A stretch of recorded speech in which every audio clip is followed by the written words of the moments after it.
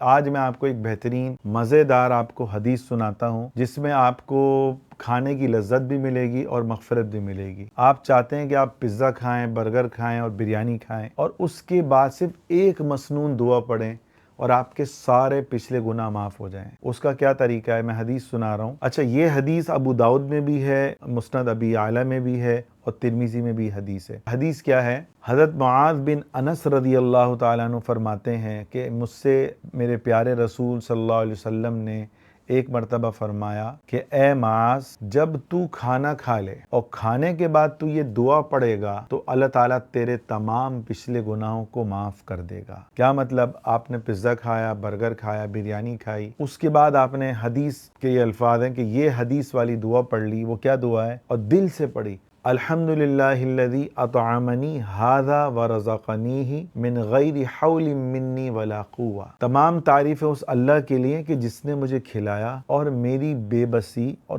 کم ہمتی کے باوجود اللہ نے مجھے رزق عطا فرمایا۔ تو اس میں بندہ کیا کہہ رہا ہے؟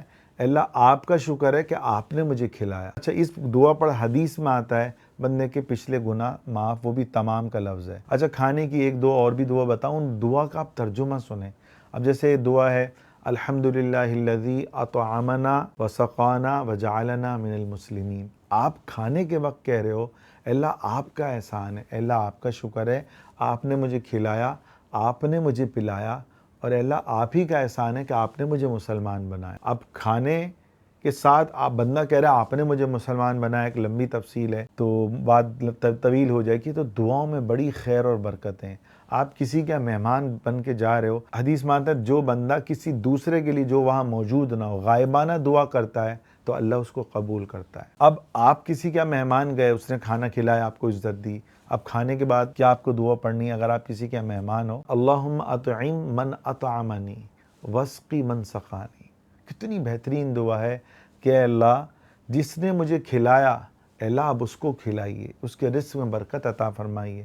اے اللہ جس نے مجھے پلایا، اے اللہ آپ اس کو بے شمار چیزیں، نعمتیں جو ہیں جو پینے کی ہوں، آپ اسے پلائیے۔ تو کوشش کریں اپنے بچوں کو کھانے پینے کی دعا اور جو بھی روز مرہ کی جتنی بھی دعائیں وہ یاد کرائیں اور خود بھی اس کا اہتمام کریں۔ اس سے کیا ہوگا؟